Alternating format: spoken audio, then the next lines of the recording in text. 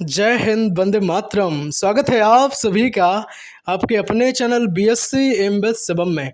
और मैं शिवम दुबे आपका बहुत बहुत स्वागत करता हूं। दोस्तों, बीए द्वितीय वर्ष चतुर्थ सेमेस्टर के विद्यार्थियों के लिए हिंदी साहित्य, हिंदी अनुवाद जो आपकी बुक का नाम है, बहुत अच्छे और एक बेहतरीन अंदाज में हमने आपके लिए एमसीक्यू क्वेश्चंस को वन लाइनर के फॉर्म में डिज़ाइन किया है। तो बिल्कुल सारी चीज़ों को अंत तक देख लें। आप जो विश्वास हम पर करते हैं, आपके विश्वास पे खरा उतरने के लिए दोस्तों पूरे कंटेंट को सबसे दमदार बनाने की कोशिश करता हूँ। पहला क्वेश्चन आपकी स्क्रीन पर रहेगा। वीडियो को अंत तक वॉच करेंगे और जब तक कंप्लीट ना हो जाए वीडियो रुकेंगे नहीं आप, ठीक है। पहला क्वेश्चन कोष का प्रकार है। अब यहाँ से हम आपको 3 से 4 क्वेश्चन कंप्लीट करेंगे। देखो, कोष का प्रकार है, आपके एग्जाम में आपसे पूछ ले तो आप कहना सर 3 प्रकार हैं कोष के। अब कौन कौन से 3? तो एक रहेगा शब्दकोश, थिसोरस कोश, पर्याय कोश, ठीक है। अब नेक्स्ट जो 3 रहेंगे उच्चारण कोश, भाषिक कोश और विषय कोश। नेक्स्ट 3 की बात करेंगे परिभाषा कोश, विषय कोश, साहित्य कोश। और नेक्स्ट जो 3 रहेंगे साहब मिथक कोश, एक भाषिक कोश और उपभाषा कोश। ये जो 3 कोष के प्रकार हैं ये अलग अलग आधार पर हैं, आप इन्हें देख लेंगे। एग्जाम में सीधा क्वेश्चन आएगा आपका कि बताओ इनमें से कौन सा कोष का प्रकार नहीं है। वो या तो ये 3 दे देगा, या फिर ये 3 दे देगा, या ये 3, या फिर स्टार्टिंग वाले 3 दे देगा और एक अलग दे देगा और आपसे कहेगा कौन नहीं है बता दो। तो आपका अगर पढ़ा हुआ रहेगा तो आप लगा देंगे वहाँ पे, ठीक है। बहुत बढ़िया, बहुत बेहतरीन। बात करेंगे प्रश्न नंबर 2 की, आपकी स्क्रीन पर रहेगा। भाषिक कोश में आता है, बताओ भाई भाषिक कोश में क्या आता है? तो आप कहेंगे सर विशिष्ट शब्द तथा भाषिक प्रयोग जो है भाषिक कोश के अंतर्गत आता है। विशिष्ट अभिव्यक्तियां भाषिक कोश के अंतर्गत आती हैं और लोकोक्तियां एवं मुहावरे भाषिक कोश के अंतर्गत आता है। दोस्तों ये ऑप्शन नहीं है ना। हम आपको बताएं, जब हमने पूरी क्लास को ही वन लाइनर के फॉर्म में बनाया है तो हम ऑप्शन क्यों ही देंगे, ठीक है। तो ये तीनों ही चीज़ें जो आपके स्क्रीन पर हैं भाषिक कोश के अंतर्गत आती हैं। आप बेहतरीन अंदाज में चीज़ों को समझ गए होंगे। प्रश्न नंबर 3 आपकी स्क्रीन पर रहेगा। हिंदी विश्व कोश में कितने खंड हैं? तो आप कहेंगे सर 25 खंड जो हैं हिंदी विश्व कोश में हो जाएंगे। और हिंदी विश्व कोश जो है किसके द्वारा संपादित किया गया? तो आप कहेंगे सर डॉक्टर नगेंद्र नाथ बसु के द्वारा। किसके द्वारा? डॉक्टर नगेंद्र नाथ बसु के द्वारा संपादित किया गया था। प्रश्न नंबर 4 आपकी स्क्रीन पर रहेगा। उर्दू में शब्दकोश को क्या कहते हैं? तो आप कहेंगे सर लुगत कहते हैं। क्या कहते हैं भाई? आप कहेंगे सर लुगत कहते हैं। और 5 नंबर का प्रश्न है, एक ही भाषा के शब्दकोश को क्या कहेंगे? तो आप कहेंगे सर एक भाषिक कोश कहेंगे मेरे भाई। क्या कहेंगे? एक भाषिक कोश कहेंगे। 6 नंबर का प्रश्न आपकी स्क्रीन पर रहेगा। राष्ट्रीय भाषा कोश का प्रकाशन वर्ष क्या है? बहुत बढ़िया, उम्दा क्वेश्चन है।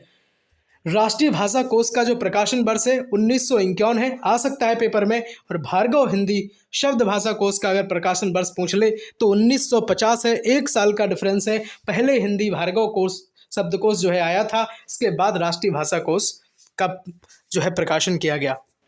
दोस्तों एक और हम आपको अगर क्वेश्चन बताएं, हिंदुस्तानी के लिए शब्दावली कानून का प्रकाशन वर्ष क्या है? कोई आपसे पूछ ले तो कह देना, तो आप बता देना कि साहब 1954 जो है आपका हिंदुस्तान के लिए शब्दावली कानून का प्रकाशन वर्ष हो जाएगा मेरे भाई, ठीक है।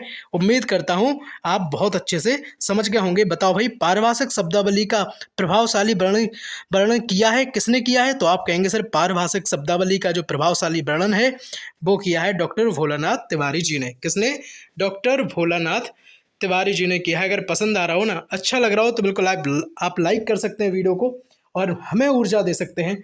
आप सभी को, आप सभी के माता पिता को जय हिंद, वंदे मातरम, इनकलाब जिंदाबाद। 8 नंबर का प्रश्न, हिंदी मुहावरा कोश के संपादक डॉक्टर भोलानाथ तिवारी जी हैं। याद रखेंगे इस बात को। हिंदी मुहावरा कोश के भी संपादक को हैं तो आप कहेंगे सर डॉक्टर भोलानाथ तिवारी हैं। और पारिभाषिक शब्दावली का प्रभावशाली वर्णन किसने किया? तो आप कहेंगे सर ये भी डॉक्टर भोलानाथ तिवारी जी ने ही किया है। विवेचनात्मक पर्याय कोश का संपादक कौन है? तो आप कहेंगे सर ओम प्रकाश गावा जी हैं। कौन है? ओम प्रकाश गावा जी हैं। याद रख लेना, ठीक है, याद रख लेना, आएंगे ऐसे क्वेश्चन। और जितनी वीडियोस मैंने बनाई हैं पहले सारी वीडियोस को आपको देखना है। ऐसा ना करना कि कोई एक वीडियो देख के चले जाओ और फिर वापस से वहाँ से आकर के कमेंट करने लग जाओ कि सर फंसे नहीं है क्वेश्चन। भाई साहब पूरी दम जो है जितनी भी हो सकती है मैं लगाता हूँ कंटेंट को बनाने में, और जहाँ से लगता है कि ये इम्पोर्टेंट हो सकता है तो भाई मैं बनाता हूँ। बहुत बढ़िया। चलिए बात करेंगे नेक्स्ट क्वेश्चन की जो आपकी स्क्रीन पर रहेगा। आप सभी के लिए, आप सभी के हित में BSc MBA Shivam study platform हमेशा कार्यरत था, कार्यरत है और हमेशा रहेगा, अंतिम सांस तक रहेगा। दोस्तों मुझे फ़र्क नहीं पड़ता कि कौन मेरे साथ नहीं है, मुझे फ़र्क बस इस बात से पड़ता है कि कौन कौन मेरी राह देख रहा है। नेक्स्ट क्वेश्चन जो है, विश्व उच्चारण कोश का जो संपादन कार्य है वो किस वर्ष हुआ? तो आप कहेंगे सर ये 1997 ईस्वी में क्या है आपका प्रकाशन वर्ष विश्व उच्चारण कोश का माना जाता है। साथ ही में याद रखेंगे संपादक कौन थे विश्व उच्चारण कोश के? तो आप कहेंगे सर कृष्ण कुमार भार्गव साहब थे। कौन थे? तो आप कहेंगे सर कृष्ण कुमार भार्गव साहब जो आपके विश्व उच्चारण कोर्स के संपादक हो जाएंगे मेरे भाई। ठीक है, याद रखेंगे, आप भूलेंगे नहीं। हमने आपको बताया था कि हिंदी विश्वकोश में कितने खंड हैं, तो आपने कहा था सर 25 खंड हैं। और हिंदी विश्वकोश का संपादन किसने किया था? तो अभी हमने आपको बताया था डॉक्टर नगेंद्र नाथ बसु साहब ने किया था। याद रखेंगे, सारे इंपॉर्टेंट है क्योंकि। चलिए बात करेंगे नेक्स्ट क्वेश्चन 11 नंबर के प्रश्न की, खालिक बारी किसकी रचना है? दोस्तों खालिक बारी की बात करें अगर तो अमीर खुसरो साहब हो जाएंगे। आप टेंशन ना लो, लास्ट में रिवीजन भी करा देंगे, पहले ये पढ़ लो अच्छे से। ठीक है, पहले आप इसे पढ़ लो अच्छे से, लास्ट में रिवीजन भी करा देंगे आपका। ऋतु संहार बात करें तो ये कालिदास जी की रचना हो जाएगी। खालिक बारी किसकी है? तो आप कहेंगे सर अमीर खुसरो की, है ना। ऋतु संहार तो आप कहेंगे सर कालिदास जी की है। अभिज्ञान शाकुंतलम पूछ ले तो कहना ये भी कालिदास जी की है। अब सुनो क्या है मैटर, अब मैटर सुनो क्या है। मैटर ये है कि अभिज्ञान शाकुंतलम है तो कालिदास साहब की, लेकिन इसका अनुवाद किसने किया? तो आप कहेंगे सर मोनियर विलियम्स ने किया। किसने किया? सर मोनियर विलियम्स साहब ने इसका हिंदी अनुवाद किया था। बहुत बढ़िया। नेक्स्ट हम बात करेंगे अगर ऋतु संहार की, तो भाई साहब ये हिंदी ब्रजभाषा की जो सवैया छंद में जो अनुवाद किया है वो पंडित जी श्रीधर पाठक साहब ने किया था। इतना याद रखेंगे आप। बहुत बढ़िया। चलो बात करेंगे 12 नंबर के प्रश्न की। यजुर्वेद में वाक तत्व को क्या कहा गया है? तो यजुर्वेद में जो वाक तत्व को कहा गया है वो कहा गया भाई विश्वकर्मा। क्या कहा गया है? तो आप कहेंगे सर विश्वकर्मा कहा गया है मेरे भाई।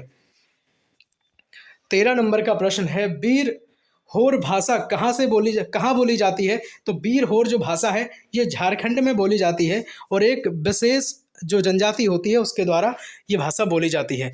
अब याद रखेंगे, देखो सारे भाषा ऐसी क्वेश्चन है, मैं बता रहा हूँ 14 नंबर का प्रश्न। पहले 15 नंबर का सुनो कि सारे भाषा, अब आप ये ना समझ लेना सारे भाषा से अर्थ है कि सारी भाषाएं नहीं, सारे एक भाषा है, प्रमुख भाषा है। ये बोलने वाली अंतिम महिला कौन थी? तो आप कहेंगे सर लीचो थी। कौन थी? तो आप कहेंगे सर ये भाषा बोलने वाली लीचो नाम की कोई महिला थी। और श्री रामचरितमानस का जो अनुवाद किया है किस भाषा में किया है? तो आप कहेंगे सर रसियन में। अब किसने किया है? तो आप कहेंगे सर बान्यकोव ने। किसने? बरान्यकोव साहब ने जो है श्री रामचरितमानस का अनुवाद रसियन भाषा में किया है। और बीरहोर भाषा झारखंड में बोली जाती है। इतनी बात को आप याद रखेंगे, माइंड में सेट करेंगे। सब्सक्राइब कर सकते हैं BSc MBA Shivam study platform को, जो बात करता है हमेशा आपके हित की। दोस्तों BSc MBA Shivam study platform हमेशा राष्ट्र हित में, आपके हित में कार्य करता है और हमेशा करता रहेगा। 16 नंबर का प्रश्न आपके स्क्रीन पर है, भाषा को सभी लौकिक कार्यों का आधार किसने कहा है? तो आप कहेंगे सर ये संत भर्तृहरि ने कहा है।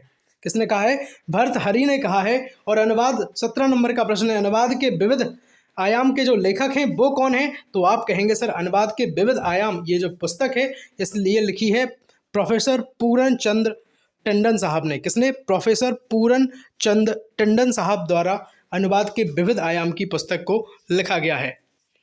दोस्तों अभी हमने आपको एक बात बताई थी, क्या बताई थी बताओ, कि राष्ट्रीय भाषा कोश का प्रकाशन वर्ष क्या है? तो आपने कहा था सर 1951 है। और भार्गव हिंदी शब्दकोश पूछा था तो आपने कहा था सर 1950 है। एक साल का दोनों में अंतर है, आप भूलेंगे नहीं। हिंदुस्तान के लिए शब्दावली कानून अगर कोई पूछ ले तो आप कहेंगे सर 1954 हो जाएगा मेरे भाई। क्या हो जाएगा? 1954 हो जाएगा। और भोलानाथ तिवारी की भी एक रचना बताई थी।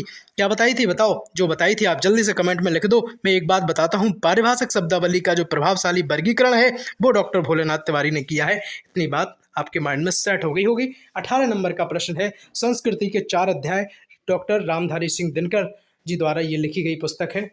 19 नंबर का प्रश्न, गीता का हिंदी अनुवाद किसने किया? तो देखो 3 लोगों के यहाँ पे नाम है गीता का हिंदी अनुवाद जिन्होंने किया है। एक तो है भगवान दास, 1669 ईस्वी के आसपास भगवान दास साहब ने किया था। और अगर बात करें आनंद राम, तो आनंद राम जी ने 1707 में गीता का हिंदी अनुवाद किया था।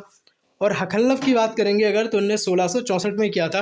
तीनों को आप याद रखेंगे, हो सकता है एक आपके एग्जाम में आ जाए। आप सबको पता होगा हमारी राष्ट्रीय धार्मिक किताब जो है वो गीता है, ठीक है, और ये भगवान श्री कृष्ण के मुख से कही गई है, अर्जुन को उपदेश दिया गया है इसमें, आप सबको पता होगा।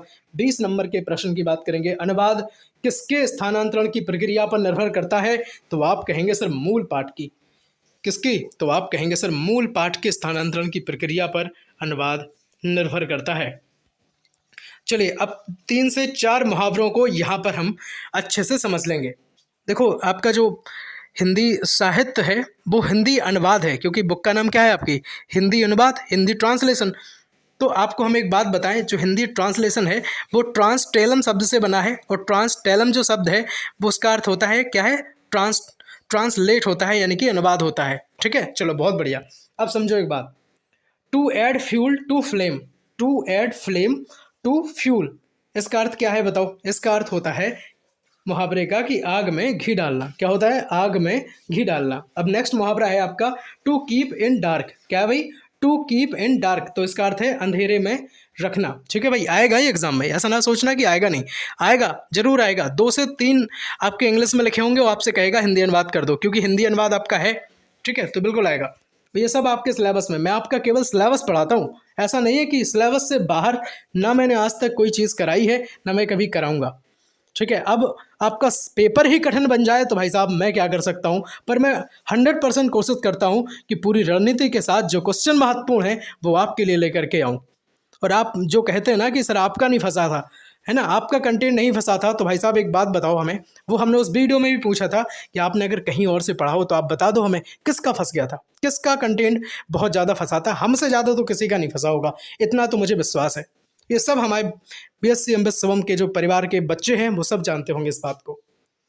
नेक्स्ट जो आपका रहेगा to figure among cipher, to figure among cipher क्या है, अंधों का काना राजा। क्या है भाई, अंधों का काना राजा हो जाएगा। नेक्स्ट रहेगा आपका टू गेट ब्लड थर्स्टी, खून का प्यासा होना। To get blood thirsty, blood thirsty का अर्थ होता है ब्लड का प्यासा, खून का प्यासा होना। शेयर जरूर करें वीडियो को, है ना दोस्त, बहुत ज़्यादा आपके परेशान हो रहे होंगे, और अगर चैनल पर नए हैं, पहली बार विजिट किए हैं तो सब्सक्राइब करें। 22 नंबर का प्रश्न आपकी स्क्रीन पर रहेगा, इजी ऑन क्रिटिज्म का हिंदी अनुवाद किसने किया, तो डॉक्टर भगवत शरण उपाध्याय जी द्वारा इजी ऑन क्रिटिज्म का हिंदी अनुवाद किया गया, और किस नाम से किया गया, तो कह देना भाई समालोचनादर्श द्वारा ये किया गया, ठीक है, बहुत बढ़िया। 23 नंबर का प्रश्न आपकी स्क्रीन पर, भाषात्मक साहित्य में आता है, तो आप कहेंगे सर भाषात्मक साहित्य में तो कहानी, कविता और ललित निबंध ये सब चीज़ें आ जाएंगी। क्या है, निबंध, कविता, लेख और कहानी सब चीज़ें आ जाएंगी मेरे भाई। 24 नंबर का प्रश्न है, अनुवाद के भेद कितने हैं। सीधा सीधा आपसे पूछ ले, चाहे पाठ विस्तार के आधार पर पूछ ले, चाहे भाषा विस्तार के स्तर पर पूछ ले, तो आप बता देना भाई भेद तो 2 ही होते हैं, दोनों में ही 2 होते हैं। पाठ स्तर पर पूर्ण और आंशिक, और भाषा स्तर पर पूछे तो समस्त और सीमित हो जाएगा मेरे भाई। क्या है भाई, समस्त और सीमित हो जाएगा। 25 नंबर का प्रश्न रहेगा, अभिज्ञान शाकुंतलम का हिंदी अनुवाद किसने किया था, तो श्री राजा लक्ष्मण सिंह साहब द्वारा यह अभिज्ञान शाकुंतलम का हिंदी अनुवाद किया गया। और किसकी रचना है, आपसे कोई कह देता है तो आप बता देना किसकी है भाई, कालिदास जी की है। किसकी है, कालिदास जी की है। और अभी हमने आपको बताया था, साथ में रिवीजन भी चलता रहेगा ना। अभी हमने आपको बताया था, क्या बताया था, कि अभिज्ञान शाकुंतलम कालिदास जी की जो रचना है, जो ब्रिटिश वाले हैं उनने किसने किया था, तो आप कहेंगे सर मोनियर विलियम्स ने किया था, है ना। ये हमारे यहाँ के हैं श्री राजा लक्ष्मण सिंह जी, ठीक, तो बिल्कुल टेंशन नहीं लेना, है ना, और बिल्कुल कंफ्यूज नहीं होना है। श्री रामचरितमानस का जो अनुवाद किसने किया था, तो आप कहेंगे सर बरान्निकोव ने किया था, इनने रसियन भाषा में किया था, इस बात को याद रखेंगे, ठीक है। विश्व उच्चारण कोश की अगर बात करें तो 1997 ईस्वी में ये प्रकाशित हुआ, और संपादन किसने किया, तो उसके संपादक कृष्ण कुमार भार्गव साहब कहे जाते हैं। इतनी बात को आपको याद रखना है मेरे भाई, भूलना नहीं है। साथ में रिवीजन भी कराता चल रहा हूँ आपका। मैकबेथ नाटक का जो है किसने हिंदी अनुवाद किया था, तो आप कहेंगे सर श्री मथुरा प्रसाद चौधरी जी द्वारा मैकबेथ नाटक का हिंदी अनुवाद किया गया। ट्रैवलर कविता किसकी है, तो सबसे पहले याद रखेंगे, देखो ट्रैवलर क्या है, तो आप कहेंगे सर कविता है। किसकी है, तो आप कहेंगे सर पंडित श्रीधर पाठक की है।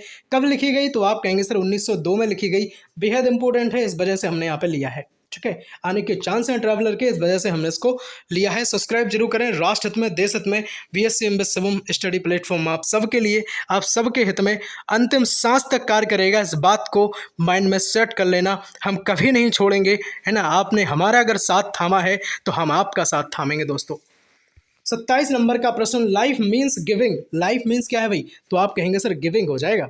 दान ही क्या है? तो आप कहेंगे सर जीवन है। ठीक है, दान ही जीवन है। इस इंग्लिश पंक्ति जो लिखी है इसका अर्थ हो जाएगा टू वेल द कैट। इसका अर्थ क्या है? तो आप कहेंगे सर बिल्ली के गले में घंटी बांधना।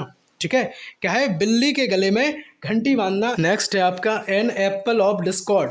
तो ये होता है झगड़े की जड़। To be true to one salt, इसका अर्थ होता है नमक हलाल होना। क्या होता है भाई? नमक हलाल होना। 28 नंबर का प्रश्न है, ऊपरी बनावट। ऊपरी बनावट भाई क्या है? तो आप कहेंगे sir window dressing. Window dressing ये होती है ऊपरी बनावट। अब ये क्या है? बियरर, तो आप कहेंगे सर धारक। इंग्लिश में क्या कहते हैं? तो आप कहेंगे उसको कहते हैं बियरर और हिंदी में धारक कहते हैं। ट्री ऑफ नॉलेज, तो आप कहेंगे सर ज्ञान वृक्ष। क्या है? ज्ञान वृक्ष है। आपसे अगर पूछ ले कि हमारी राजभाषा बताओ, तो आप कहेंगे सर हिंदी हो जाएगी। क्या हो जाएगी? हिंदी हो जाएगी मेरे भाई। 29 नंबर का प्रश्न है, एडवांस का हिंदी पर्याय क्या रहेगा? तो आप कहेंगे सर अग्रिम रहेगा। कहते हैं ना एडवांस में होली, दीपावली, है ना, इन सब की विशेष आपको भेजी जाती हैं, तो वो सब क्या है? आपकी अग्रिम है। बताओ एरोडायनामिक्स। अब देखो कुछ हम समझ लेते हैं यहाँ से, इंग्लिश से हिंदी रूपांतरण, है ना, हिंदी अनुवाद आएगा, हिंदी पर्याय कुछ ऐसा लिख के आएगा वहाँ पे, और आपसे पूछेगा, अगर आपसे पूछ ले कि बता दो एरोडायनामिक्स का हिंदी पर्याय क्या होगा, तो आप कहेंगे सर वायुगतिकी हो जाएगा मेरे भाई। क्या हो जाएगा? तो आप कहेंगे सर वायुगतिकी हो जाएगा। और डीड का अगर पूछ ले तो आप कहेंगे सर विलेख हो जाएगा। अपोलॉजी का पूछ लें तो कहेंगे सर क्षमा याचना। और एक्सक्यूज का पूछ लें तो क्षमा करना हो जाएगा। और नेक्स्ट की अगर बात करेंगे तो सेफ कस्टडी। क्या है मेरे भाई? सेफ कस्टडी है। तो सेफ कस्टडी का क्या होगा? तो आप कहेंगे सर सुरक्षित अभिरक्षा हो जाएगा। डाइवर्जन का क्या हो जाएगा? तो विषयांतर हो जाएगा। और राइट का क्या हो जाएगा? तो आप कहेंगे सर राइट मीन्स अधिकार होते हैं, अधिकार हो जाएगा। 30 नंबर का प्रश्न आपकी स्क्रीन पर, राजभाषा आयोग की स्थापना कब हुई थी? तो आप कहेंगे सर 1961 ईस्वी में राजभाषा आयोग की स्थापना हुई थी। इतनी बात को आपको याद रखना है, भूलना बिल्कुल सख्त मना है। अभी हमने आपको बताया था, साथ में देखो हमने आपसे कहा था ना कि रिवीजन भी करवाते चलेंगे, तो याद रखेंगे कि भाषा को सभी लौकिक कार्यों का आधार किसने कहा? तो आप कहेंगे सर भर्तृहरि ने कहा है। और अनुवाद के विविध आयाम के लेखक कौन है? तो अभी बताया था प्रोफेसर पूरन चंद्र टंडन साहब हो जाएंगे। संस्कृति के 4 अध्याय की मैंने बात करी थी अभी, क्या बताया था आपको? तो आपने कहा था सर श्री रामधारी सिंह दिनकर इसके लेखक हो जाएंगे। गीता के अनुवाद मैंने 3 लोगों के नाम बताए थे, बताओ कौन कौन, याद है किसी को? भगवान दास, आनंद राम और हकल्लव। भगवान दास का बताया था 1669 में हिंदी अनुवाद किया गीता का, और 1707 में किसने किया? आनंद राम ने, और 1664 में हकल्लव साहब ने किया था। अनुवाद किसके स्थानांतरण की प्रक्रिया है? तो अभी बताया था मेरे भाई, मूल पाठ की प्रक्रिया हो जाएगी। बहुत बढ़िया, बहुत बेहतरीन। 31 नंबर का प्रश्न, विधि शब्दावली का प्रकाशन। तो आप कहेंगे सर 1970 हो जाएगा। कब हो जाएगा? तो आप कहेंगे सर 1970 हो जाएगा। स्वच्छ मांग विल, तो आप कहेंगे सर CDV। क्या है भाई? CDV हो जाएगी। चलिए बहुत बढ़िया। 33 नंबर का प्रश्न है दोस्तों, मैं सोच रहा हूँ जो अपने BSc MS शिवम का एक फेसबुक पेज बना हुआ है, उस पर क्यों ना लाइव मिला जाए। ठीक है, उस पर क्यों ना लाइव मिला जाए। तो बिल्कुल आप सब अपने इस पेज को फॉलो कर सकते हैं ना, लिंक डिस्क्रिप्शन बॉक्स में हम आपके साथ शेयर कर देंगे। और सोचता हूँ कि फेसबुक पर ना छोटे छोटे शॉर्ट बनाए जाएं, जैसे ट्रिक के माध्यम से चीज़ें आप तक डिलीवर करनी जाए। ये आइडिया मेरा कैसा है आप ज़रा कमेंट सेक्शन में एक बार बता देना। और चाहे मैं बात करूँ इसकी टेलीग्राम चैनल की, जो जहाँ पे PDF वगैरह की बात होती है, तो उसकी भी लिंक डिस्क्रिप्शन बॉक्स में मिल जाएगी। और साथ ही में फेसबुक पेज की भी लिंक डिस्क्रिप्शन बॉक्स में हम आपके साथ शेयर कर देंगे। बाकी हिंदी साहित्य की जितनी भी क्लास बनी है चुपचाप से देख डालना। फिजिकल एजुकेशन, योगा हो, राजनीति विज्ञान हो, सबकी क्लासेस को हमने बहुत अच्छे और एक बेहतरीन अंदाज में पढ़ाया है। सबकी लिंक डिस्क्रिप्शन बॉक्स में मिल जाएगी। प्लेलिस्ट सबकी बनी हुई है, आप विजिट कर सकते हैं मेरे भाई। अनुवाद मूल्यांकन की पद्धति क्या है? देखो एक और बात हम आपको बताएं, 32 नंबर का जो प्रश्न था कि स्वच्छ मांग विल का अंग्रेजी में संक्षिप्तीकरण क्या है, ऐसा अगर क्वेश्चन आ जाए तो आप कहेंगे सर CDV हो जाएगा। क्या हो जाएगा? CDV हो जाएगा। तो अनुवाद मूल्यांकन की पद्धति तो आप कहेंगे सर 2 हैं। कौन कौन? एक पुनरुत्पाद आधारित मूल्यांकन, एक अनुक्रिया आधारित मूल्यांकन। ठीक है, दोनों को ही आपको याद रखना है। 34 नंबर का प्रश्न, अनुदूत पाठ की भाषा मानक है। क्या है भाई?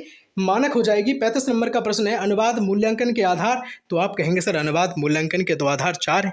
कितने भाई? आप कहेंगे सर 4 हो जाएंगे। अच्छा, एक बात और आपसे अगर पूछें तो बताओ, तांडव महाब्राह्मण में भाषा की उपमा किससे की गई है? तो आप कहेंगे सर ये नदी की धारा से करी गई है। और जैमिनीय उपनिषद में भाषा को क्या कहा गया है? तो आप कहेंगे सर कुल्य कहा गया है। ठीक है। आपको एक क्वेश्चन और बताया था अभी, भाषा को सभी लौकिक कार्यों का आधार किसने कहा? तो अभी आपने कहा था सर भर्तहरि ने कहा है। ठीक है। किस ग्रंथ में भाषा को राष्ट्रीय और संगमनी कहा गया है? तो आप कहेंगे सर ऋग्वेद में कहा गया है। काव्यादर्श किसकी रचना है? काव्यादर्श हो जाएगी दंडी साहब की। किसकी? दंडी साहब की। संसार के संबंधों में प्राय कितने भेद हैं? तो आप कहेंगे सर 3 भेद हो जाएंगे। विज्ञापन कितने तरह से दिए जाते हैं? तो आप कहेंगे सर 2 तरह से दिए जाते हैं। अच्छा, एक क्वेश्चन और अगर आपसे पूछ ले कभी, बताना कि कंजूस को कंजूर के कितने खंडों का अनुवाद किया हुआ है? तो आप कहेंगे सर 108 खंडों का अनुवाद किया हुआ है। ये एक रचना है कंजूर। ठीक है। आप कमेंट में बताओ अगर आपको पता हो इस बात का। ठीक है। अभिज्ञान शाकुंतलम का जो हिंदी अनुवाद किया है ब्रिटिश के कौन से थे? बताओ। सर मोनियर विलियम्स के द्वारा, और अपने भारत देश के राजा लक्ष्मण सिंह जी। ठीक है। राजा लक्ष्मण सिंह जी। अब सुनो, मैं सोच रहा हूँ कि आपको कुछ ये करवा दूँ, क्योंकि यहाँ से भी क्वेश्चन बनने के चांस है, बनेंगे, है ना। 5 से 6 क्वेश्चन आपको इंग्लिश से हिंदी और हिंदी से इंग्लिश मिलेंगे वहाँ पे। तो समझते हुए चलो। नेक्स्ट है आपका असिस्टेंट। असिस्टेंट क्या है? तो आप कहेंगे सर इसे सहायक कहते हैं। बॉडीगार्ड को क्या कहते हैं? तो आप कहेंगे सर इसे अंगरक्षक कहते हैं। ठीक है। माइंड में सेट करते चलना। असिस्टेंट को सहायक कहते हैं और बॉडीगार्ड को अंग रक्षक कहते हैं मेरे भाई। चलिए, नेक्स्ट आपका रहेगा चांसलर। चांसलर को क्या कहते हैं? तो आप कहेंगे सर कुलाधिपति कहते हैं। और नेक्स्ट चीफ जस्टिस को क्या कहते हैं? तो आप कहेंगे सर मुख्य न्यायाधीश कहते हैं। क्या कहते हैं? मुख्य न्यायाधीश कहते हैं चीफ जस्टिस को। नेक्स्ट है आपका चीफ मिनिस्टर, तो इसे कहते हैं भाई मुख्यमंत्री। क्या कहते हैं? मुख्यमंत्री कहते हैं। और बताओ प्राइम मिनिस्टर को क्या कहते हैं? बताओ, अगर आपको पता है जल्दी से बताओ। प्राइम मिनिस्टर को क्या कहते हैं? चीफ सेक्रेटरी को क्या कहते हैं? तो आप कहेंगे सर मुख्य सचिव कहते हैं।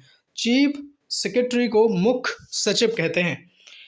अच्छा, क्लर्क को क्या कहते हैं? बताओ जल्दी से। तो आप कहेंगे सर लिपिक कहते हैं, बाबू नहीं कहते हैं। ठीक है।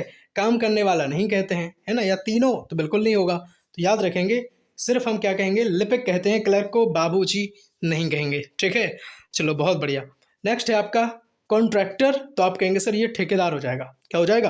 कॉन्ट्रैक्टर को क्या कहते हैं? तो आप कहेंगे सर ठेकेदार कहते हैं। गवर्नर को क्या कहते हैं? तो आप कहेंगे सर राज्यपाल कहते हैं। गवर्नर को राज्यपाल कहते हैं। बताओ इंचार्ज को क्या कहते हैं? तो आप कहेंगे सर प्रभारी इंचार्ज को कहा जाता है। और पारिभाषिक शब्दावली का बुनियादी सिद्धांत जो है वो एक उपयोगिता है। इस बात को भी याद रखेंगे आप। पारिभाषिक शब्दावली में अनिवार्य क्या है? तो आप कहेंगे सर एक रूपता, बोधगम्यता, सरलता, ये सब चीज़ें पारिभाषिक शब्दावली में अनिवार्य हैं। एजेंसी का हिंदी रूपांतरण है? तो आप कहेंगे सर अभिकरण है। क्या भाई? अभिकरण जो है एजेंसी का हिंदी रूपांतरण हो जाएगा मेरे भाई। एक्सेस की बात करेंगे तो एक्सेस का क्या है? तो आप कहेंगे सर अक्षय। माइनर का क्या है? तो आप कहेंगे सर मामूली है। जैसे आपके माइनर सब्जेक्ट होते ना, तो उन्हें मामूली कहा गया इसमें, है ना। ऐसा कुछ है नहीं। ठीक है। चलिए, बात करेंगे प्रशासनिक शब्द। सर्कुलर का हिंदी रूपांतरण क्या है? तो आप कहेंगे सर परिपत्र है। सर्कुलर का क्या है? परिपत्र है। याद रखेंगे, पूछा जा सकता है। एफिडेविट को क्या कहते हैं? तो आप कहेंगे सर शपथ पत्र एफिडेविट को कहा जाता है। नेक्स्ट है इंटरप्रीटर को क्या कहते हैं? तो आप कहेंगे सर द्विभाषिया कहते हैं, दुभाषिया कहते हैं। और लाइब्रेरियन को क्या कहते हैं? तो आप कहेंगे सर पुस्तकालय अध्यक्ष लाइब्रेरियन को कहा जाता है। कुछ और हैं, बस 7 से 8 हैं, उसको आप जल्दी से कंप्लीट कर लो। ठीक है। चलो, एनेस्थेरिया, इसके लिए प्रयोग शब्द क्या है? तो एनेस्थेरिया के लिए प्रयोग शब्द है आपका संवेदना हरण। क्या है भाई? संवेदना हरण। कस्टोडियन क्या है? तो आप कहेंगे सर अभिरक्षक हो जाएगा। क्या हो जाएगा? अभिरक्षक हो जाएगा मेरे भाई। बैलेंस क्या है? तो आप कहेंगे सर शेष हो जाएगा बैलेंस का हिंदी रूपांतरण। और बूम का बता दो, कैशियर का बता दो। तो बूम का हो जाएगा तेजी, और कैशियर की बात करेंगे तो रोकड़िया हो जाएगा। ग्रॉस की बात अगर हमने आपसे कर दी तो आप कह देना कुल और सकल हो जाएगा। अच्छा, फंड का अगर कोई पूछ ले तो बताओगे क्या? तो आप कहेंगे सर फंड का तो होता है इससे निधि। क्या होता है भाई? निधि होता है। जो कहते हैं ना बाद में फंड मिलेगा, तो निधि होती है आपकी। चलिए, संसाधन के लिए प्रयुक्त पूछ ले आपसे अगर कोई तो कहना सर रिसोर्सेस हो जाएंगे। प्रस्ताव के लिए कोई पूछ ले तो आप कहेंगे सर ऑफर हो जाएगा, प्रस्ताव, है ना, प्रपोजल जिसे कहते हैं। और साथ ही में एक और आपसे अगर पूछे अप्रूवल, तो आप कहेंगे सर अनुमोदन हो जाएगा। क्या हो जाएगा? अप्रूवल का क्या हो जाएगा भाई, अनुमोदन हो जाएगा। बीर होर भाषा कहाँ बोली जाती है, अभी मैंने बताया था। अगर आपने अच्छे से पढ़ा है तो जल्दी से कमेंट कर दो। ऑप्शन दे दें, बताओ ऑप्शन दे दें। झारखंड, उड़ीसा, असम, तेलंगाना। ठीक है, जल्दी से बताओ। अब देखो सुनो बात, हिंदी साहित्य का हमने पाठ्यक्रम भी आपको समझाया था। हिंदी अनुवाद जो है आपका बीए का 4th सेमेस्टर का जो विषय है हिंदी साहित्य, है ना, उसका हमने सिलेबस भी समझाया था, पाठ्यक्रम भी समझाया था। साथ ही में हमने आपको 3 से 4 क्लास उपलब्ध भी करवाई थी। मात्र 1 क्लास में संपूर्ण हिंदी साहित्य को भी कंप्लीट किया है। प्लेलिस्ट बनी है, प्लेलिस्ट की लिंक हम डिस्क्रिप्शन बॉक्स में शेयर कर देंगे। अगर आपको प्लेलिस्ट देखना आता है तो आप वहाँ से भी देख सकते हैं। बहुत बढ़िया, क्लिक करेंगे और आपको सारी क्लासेस मिल जाएंगी। सारी क्लास को देख करके जाना है। फिजिकल एजुकेशन योगा, इसका अगर आपका पेपर है तो BA-BSc BCom 4th सेमेस्टर के स्टूडेंट के लिए, है ना, इसकी भी बहुत अच्छी क्लासेस हमने दी हैं। एग्ज़ाम टाइम पे बहुत जल्द इसके भी हम MCQ क्वेश्चंस के साथ हम वन लाइनर भी लेकर के आएंगे। हिंदी अनुवाद की जितनी भी चीज़ें हैं आप आराम से, है ना, सारी चीज़ों को, सारी क्लासेस को पढ़ करके एग्ज़ाम देने चाहेंगे। फिजिकल एजुकेशन योगा की भी जितने वीडियोज़ हैं सारे वीडियोज़ आप देख करके जाएंगे।